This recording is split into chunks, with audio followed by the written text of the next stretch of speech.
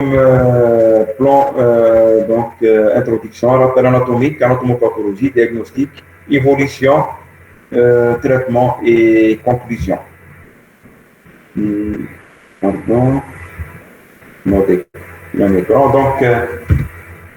la luxation acromioclaviculaire, je ne sais pas si vous connaissez la différence entre luxation et subluxation et entorse. On vous a déjà expliqué ça. Donc,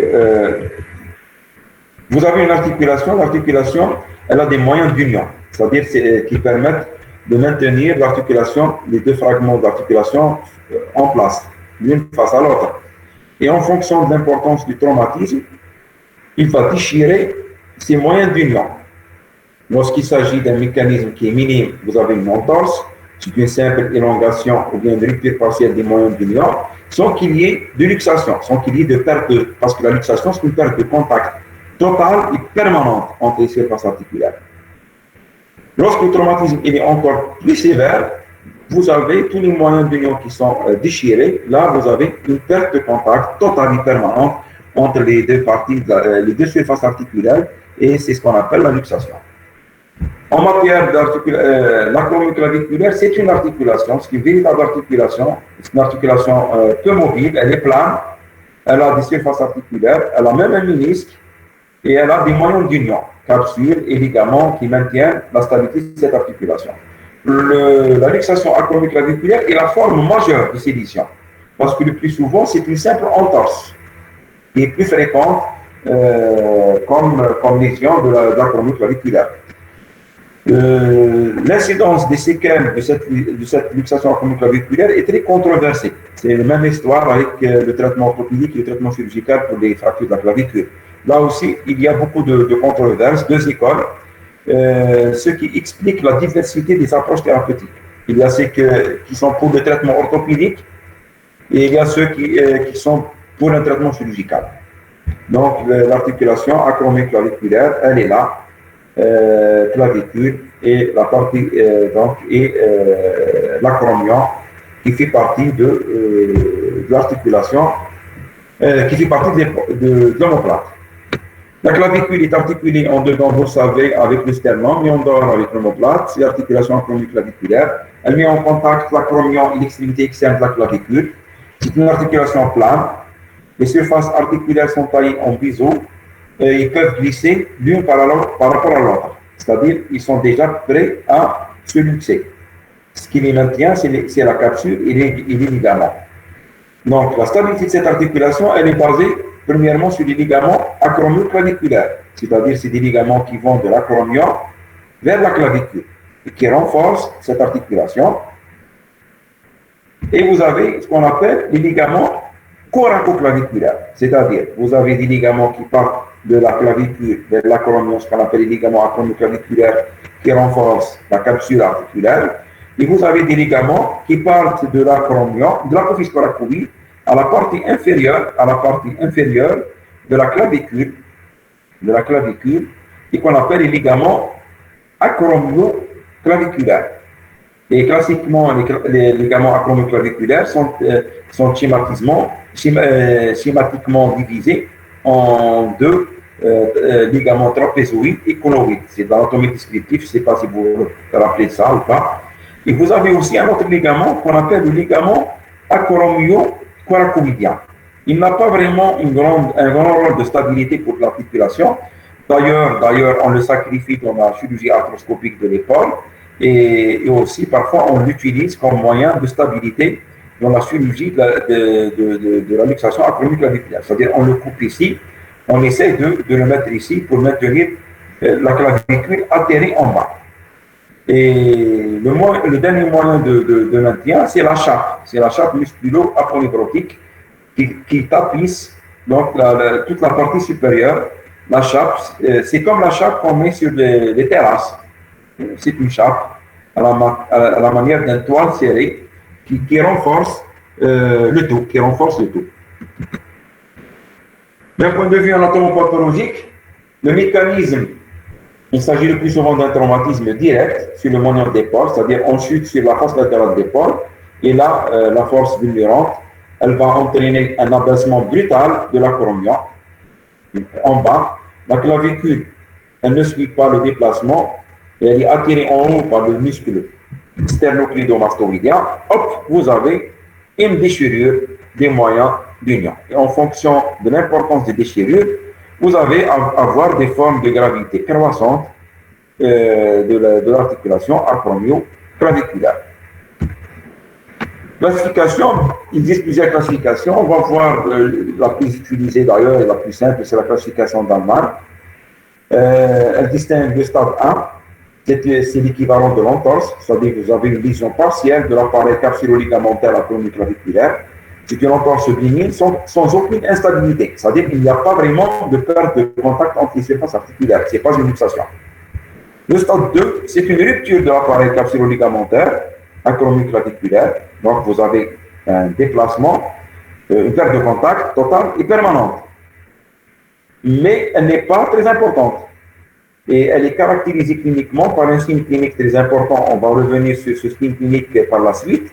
C'est ce qu'on appelle la mobilité en touche de piano. C'est-à-dire, en appuyant sur la clavicule, de haut en bas, ça permet de la réduire. Mais une fois que vous relâchez votre doigt, elle remonte, comme une touche de piano. Ça veut dire, lorsque vous avez une touche de piano, ça veut dire que les ligaments acromio-claviculaires sont déchirés. Mais les ligaments coracoclaviculaires, c'est-à-dire ceux qui viennent en bas, ne sont pas déchirés. Et c'est lorsqu'ils sont déchirés qu'on parle de stade 3. Et donc, vous allez avoir toujours la touche de piano, c'est-à-dire en appuyant sur la clavicule, elle regagne sa place. Vous enlevez votre doigt, elle fait un ressaut. Et lorsque vous tenez votre clavicule entre l'index et le pouce, et vous essayez de mobiliser dans le plan antéro-postérieur, vous arrivez à la mobiliser. Ça veut dire quoi? Ça veut dire que les ligaments en dessous, ils sont rompus. Et donc, c'est le stade 3 des ruptures, des luxations acromio-claviculaires. Là, et vous avez le stade 5. Le stade 5, c'est le déplacement final, c'est-à-dire le traumatisme, il est tellement violent qu'il a fait rompre tous les éléments de stabilité. Et la clavicule arrive même à perforer la chape. C'est-à-dire elle va être entre la peau et la chape. Et il faut aussi préciser qu'il y a un autre type un petit peu exceptionnel. Les types qu'on a déjà vus, tous les types qu'on a déjà parlé, c'est des types où la fracture de la clavicule au cours de la luxation acromio-claviculaire remonte en haut, du fait du sternocleidomastoïdien. Il y a des formes où la clavicule fait une descente en bas et non pas un déplacement en haut. C'est le type 6. Le diagnostic, premièrement pour la clinique, l'interrogatoire, il retrouve le plus souvent la notion d'une chute sur l'épaule, suivie d'une douleur à la partie supérieure de l'épaule. L'importance fonctionnelle, elle est partielle, c'est-à-dire ce n'est pas vraiment l'importance fonctionnelle de la partie de la clavicule. Mais quand même, il y a une gêne fonctionnelle. L'inspection se fait de manière comparative sur un sujet torse nu, debout ou assis. On va voir la tuméfaction au niveau de la colonne claviculaire. Une saillie franche parfois d'extrémité externe de la clavicule. Vous voyez là l'extrémité externe de la clavicule qui est vraiment qui fait ça.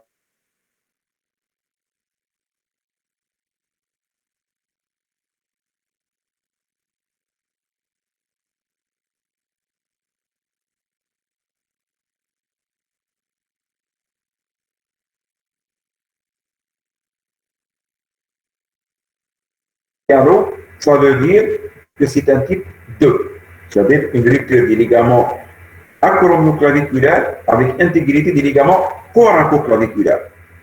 Si vous trouvez une touche de piano avec un terroir claviculaire, un mouvement, c'est-à-dire un mouvement de terroir antéro-postérieur, ça veut dire que vous avez là une rupture de tous les ligaments, c'est-à-dire les ligaments acromio-claviculaires sont rompus et les ligaments coracoclaviculaires sont rompus. La mobilité passive de la gréno-humérale, ça veut dire quand même vous arrivez à mobiliser l'épaule, elle est normale. L'examen clinique va s'assurer surtout de l'absence de complications ou de lésions associées, locales ou générales. Donc, de manière comparative, donc vous voyez la saillie. Là, elle est très évidente. Donc, vous voyez la saillie du bord externe de la clavicule. La clavicule était comme ça, un S italique. Là, c'est le sternum. Or, là, c'est l'articulation acromio-claviculaire. Vous voyez la saillie de la clavicule. Lorsque vous appuyez sur ce fragment qui fait saillie, vous avez la clavicule qui rejoint sa place. Vous enlevez votre doigt, elle remonte. C'est une touche de piano. Si vous prenez la clavicule entre l'index et le pouce ici, vous essayez de mobiliser dans le sens antéro-postérieur. Si vous arrivez à faire ça et vous avez un mouvement de terroir, ça veut dire que les ligaments qui sont en bas, les ligaments coraco-claviculaires, sont lésés et qui définit le stade terroir d'Allemagne. La radiologie, elle comprend au moins deux clichés. Vous avez l'incidence de face de l'acromio-claviculaire. Le cliché, il se fait debout assis, le bras pendant le long du corps afin de ne pas masquer l'ascension de la clavicule. Vous avez l'incidence de profil axillaire, c'est-à-dire le rayon n'est pas rentré par le cuir axillaire et la cassette elle est en haut afin de rechercher un déplacement postérieur de la clavicule. Parfois, on peut faire ce qu'on appelle les clichés dynamiques, c'est-à-dire beaucoup plus pour faire différencier une entorse simple d'une subluxation. On fait la même incidence, l'acromio-claviculaire, mais en donnant aux patients un poids à porter de 5 à 10 kg sur les deux membres supérieurs et on voit si en portant ce poids, il y a aggravation de déplacement ou pas. C'est ce qu'on appelle les clichés dynamiques. Là, donc, vous voyez la perte de contact totale dans la radiographie de l'épaule face entre l'extrémité externe de la clavicule et l'acromion. Là, c'est le type 6 d'Allemagne qu'on a déjà parlé, malgré qu'il est exceptionnel, mais ça existe. Le déplacement, au lieu de se faire en haut, du fait de l'importance du traumatisme, il peut se faire en bas. L'évolution, dans les stades 1 et 2, l'évolution, elle est en général très satisfaisante. C'est-à-dire, c'est un patient qui va être immobilisé par des élastoplastes avec un membre en écharpe pendant 3 à 4 semaines, suivi de rééducation. Il y a une récupération qui est magnifique. Dans les luxations et en l'absence de réparation chirurgicale, parfois il persiste une laxité avec une saillie, la clavicule qui peut être source d'un problème esthétique. Et sur le plan fonctionnel, en fonction des individus. Parce que ce n'est pas les mêmes complications qu'on peut voir pour tous les patients. Parfois, un patient qui a une luxation qui garde quand même une luxation sur l'acromio-claviculaire, il a une bonne tolérance fonctionnelle, aucune douleur, il vous dit que je suis bien, il ne demande pas trop, donc on le laisse. Parfois, vous avez des séquelles, un type de douleur, un type d'arthrose acromio-claviculaire, et parfois aussi une diminution de force. Le traitement, donc, vous le devinez, donc pour le stade 1 et 2, c'est un traitement orthopédique. Les séquelles sont rares, l'évolution généralement elle est très satisfaisante. On donne des antalgiques pour calmer la douleur. On fait l'immobilisation à peu près de 3 semaines, suivie de rééducation. La reprise pratiquement même du sport peut se faire à 1 mois et demi, facilement. Là, donc une simple écharpe avec coup de corps. Parfois, c'est une immobilisation de type du jarry, coup de corps. Là, c'est du matériel qui se vend en commerce. Sinon, on fait un bandage du jarry avec du jersey. Et bien sûr, après cette phase d'immobilisation à peu près de 3 semaines, le patient il est adressé donc à la rééducation pour avoir de l'amplitude et de la force. Le stade 3, c'est là où beaucoup plus la majorité des auteurs sont pour le traitement chirurgical, malgré qu'il y a ceux quand même qui continuent à proposer le traitement orthopédique, consiste en une immobilisation de 45 jours du membre supérieur avec un abaissement de la clavicule et suivi de rééducation fonctionnelle. Il y a ceux qui opèrent, surtout lorsqu'il s'agit d'un sujet sportif de haut niveau, et les gestes sont différents. Au niveau de la coracoclaviculaire, soit on réalise une réflexion d'un lien passif, c'est-à-dire une réparation ou bien réinsertion des ligaments coracoclaviculaires qui ont été déchirés. Parfois, c'est difficile à le faire parce qu'on ne trouve pas les bouts parce que c'est tellement déchiqueté. Parfois, on remplace ces ligaments coracoclaviculaires par le ligament acromio-coracoïdien. On a déjà parlé de petit ligament qui va de l'apophyse coracoïde vers la face inférieure de l'acromion, qui n'a pas vraiment un rôle important de stabilité de cette articulation. On peut l'utiliser à la place des ligaments coracoclaviculaires qui ont été déchirés et on n'a pas trouvé les bouts pour les réparer. Parfois, il y a même sur le marché, avec le développement de la technologie, donc vous avez ce qu'on appelle des ligaments synthétiques, prothétiques. C'est des ligaments, donc ils sont faits de fils tressés sous forme de ligaments qu'on utilise donc pour stabiliser l'articulation, pour stabiliser l'articulation acromio-claviculaire. Donc au niveau de parfois aussi on peut faire ce qu'on appelle un maintien actif. Parce que actif, ça sous-entend muscle. Qu'est-ce qu'on fait? On fait ce qu'on appelle l'intervention de Dewar-Barrington, c'est-à-dire on enlève le muscle là que vous voyez, donc attaché à la pointe de l'apophyse coracoïde, c'est le coracobiceps. On enlève avec une pastille osseuse et on le fixe à la partie inférieure de la clavicule. Il va l'attacher donc à sa position et éviter qu'elle ne se déplace. Au niveau de l'articulation acromio-claviculaire, on peut faire une stabilisation provisoire par du matériel de synthèse à type de broche ou bien à type d'obanage. Obanage, ça veut dire quoi? Ça veut dire en type de broche avec du fil en lasquie en forme de 8, bien sûr, qui va permettre la cicatrisation de ces ligaments. Le cas, bien sûr, parfois aussi, on peut faire une réflexion si on a une lésion de la chape. On fait une réflexion de la chape musculo-acromyotropique qui est trapézo-deltoïdien. Il faut ouvrir une parenthèse, cette lésion de l'acromio-claviculaire, actuellement, elle se fait sous chirurgie, sous arthroscopie. C'est-à-dire, ailleurs, on n'ouvre pas, on introduit par deux orifices, un orifice qui permet d'introduire l'optique, c'est-à-dire pour voir à travers la caméra sur un écran, et l'autre orifice pour introduire des instruments. Donc on réduit et on met, c'est ce qu'on appelle un endobouton. Un endobouton avec un ligament. On creuse donc la clavicule d'ici, on creuse avec une mèche jusqu'au niveau de l'acromion. On réduit et ensuite on met ce ligament prothétique mené de deux boutons métalliques. Lorsqu'on serre progressivement, la clavicule, elle va se mettre en place face à l'acromion, ce qui va permettre donc la cicatrisation des différents moyens d'union qui ont été rompus.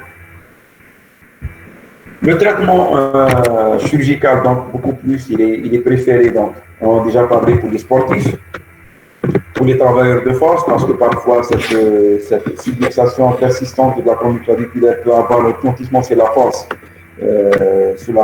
du membre supérieur, et bien sûr aussi pour les séquelles, surtout pour l'arthrose ou bien pour les douleurs persistantes. Là, on est obligé quand même d'opérer.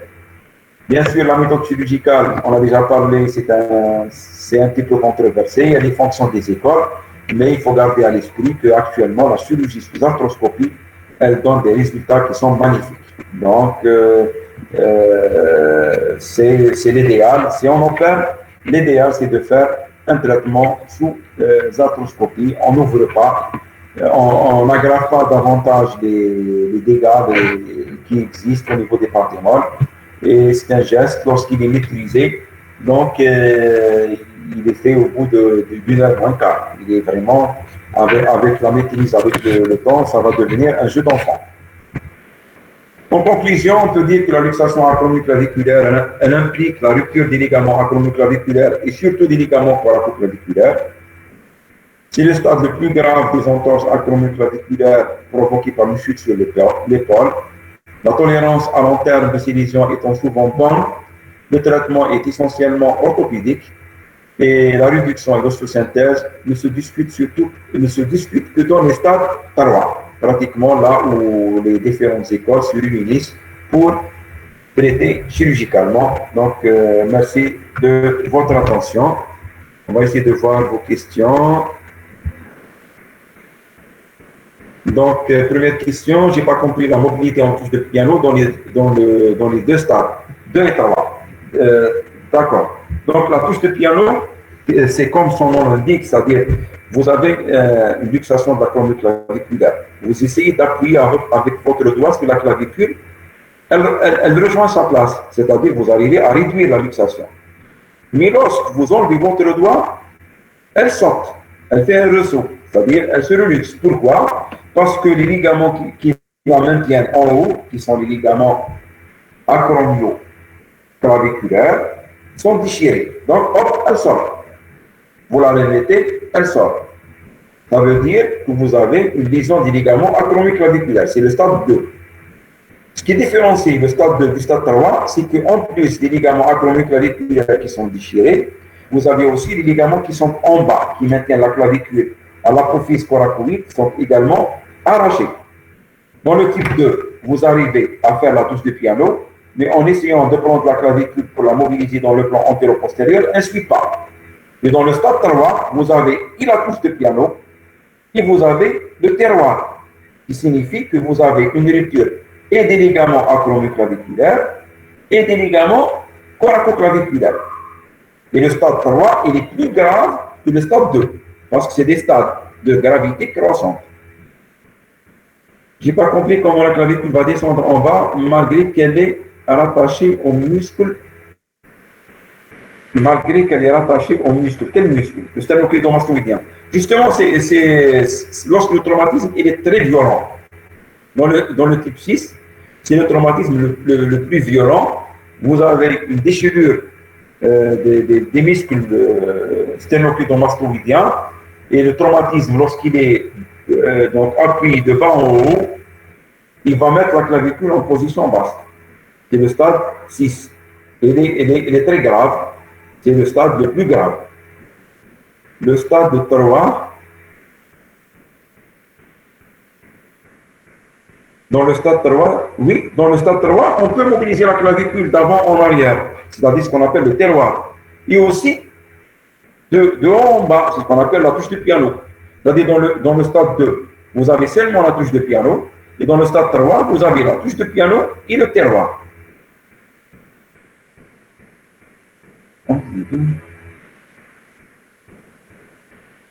À l'inspection, elle ressemble un petit peu à la luxation. Non, la luxation, c'est encore plus évident comme diagnostic. La luxation d'épaule, vous voulez dire donc de l'épaulette. Non, l'épaulette, c'est pas ça. L'épaulette, vous avez complètement une disparition du GAL, du moignon d'épaule. Vous n'avez plus de moignon d'épaule. Vous avez comme ça, comme une épaulette militaire. Mais dans la luxation acromio-claviculaire, vous avez la saillie seulement. Mais le GAL d'épaule est toujours gardé. Et vous avez le signe de Berger, la luxation d'épaule. Vous avez aussi le signe de Berger. Donc, après réduction aux synthèse des ligaments, vont revenir après réduction aux synthèse des ligaments, vont revenir à leur place. D'accord, c'est ça le problème. Nous, lorsqu'on fait, c'est-à-dire on remet la clavicule en place et on la maintient par embrochage associé à nos bandages, en ayant à l'esprit beaucoup plus que lorsqu'on remet en place les différents fragments osseux, de mettre en contact les différents ligaments pour permettre la cicatrisation. Mais parfois, ça va échouer. On peut parfois ne pas avoir de cicatrisation de ces ligaments, c'est-à-dire qu'on peut avoir un échec de cette chirurgie.